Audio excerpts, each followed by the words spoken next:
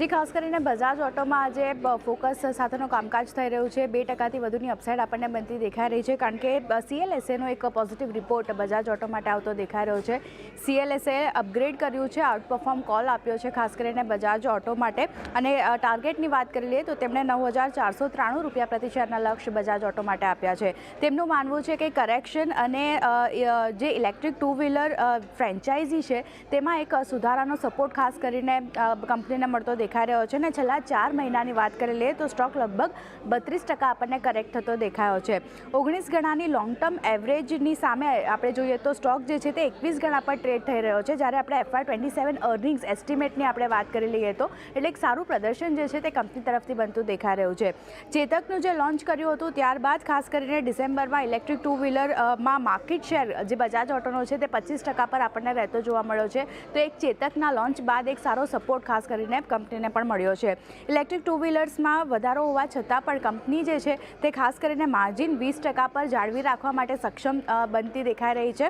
અને આગળ પણ કંપની એક્ઝિક્યુટિવ સેગમેન્ટમાં સ્પર્ધાનો ખાસ કરીને સામનો કરી શકે એની માટે સક્ષમ છે કંપની, તેવું તેઓ CLSA તરફથી એક રિપોર્ટમાં આવતું દેખાઈ રહ્યું છે. એક પોઝિટિવ રિપોર્ટ છે બજાજ ઓટો માટે, અને આ રિપોર્ટ બાદ એક સારી તેજી આપણને આજે દિવસભર બજાજ ઓટોમાં બનતી દેખાઈ રહી છે.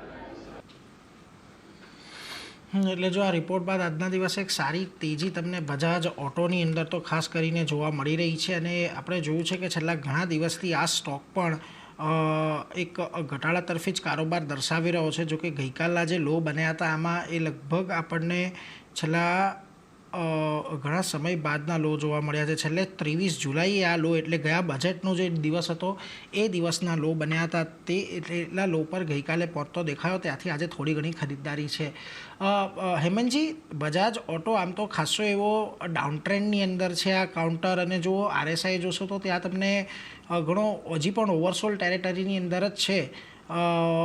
કોઈ મત અત્યારે બજાજ ઓટોને લઈને ખાસ કયા લેવલ્સ ખાસ વોચઆઉટ કરશો? કારણ કે અહીંયા હવે 9,200નું લેવલ એક ખાસું એવું મહત્ત્વનું બની રહ્યું છે.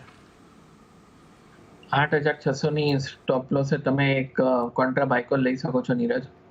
ઓબ્વિયસલી રિસ્કી છે કારણ કે માર્કેટની હજી આપણને ટ્રેન્ડિંગ બાયસની ક્લેરિટી નથી. બાયસ હમણાં નેગેટિવ છે. 8,600નું લેવલ ઇમ્પોર્ટન્ટ. એની નીચે બંધ આવે તો પ્રોબ્લેમ. રાઉન્ડિંગ બોટમ કરે છે, ટાઈમ લાગશે. 8,600 ન તોડે તો બહુ જ સારું. તમારું જે તમે જેમ કીધું 9,200, 9,170, 9,200નું એક રેન્જ છે નીરજ. એની ઉપર બંધ આવે તો તમારે 9,700 અને 10,000ના દરવાજા ખુલી જાય. ખોવાનું ઓછું છે. મારી હિસાબે અહીંયા કોન્ટ્રા બાયકોલ લઈ શકો છો. ફ્યુચરમાં નહીં લેવું કારણ કે માર્કેટના કોઈ ઠેકાણા નથી. નકામાં લોસ વધારે થાય.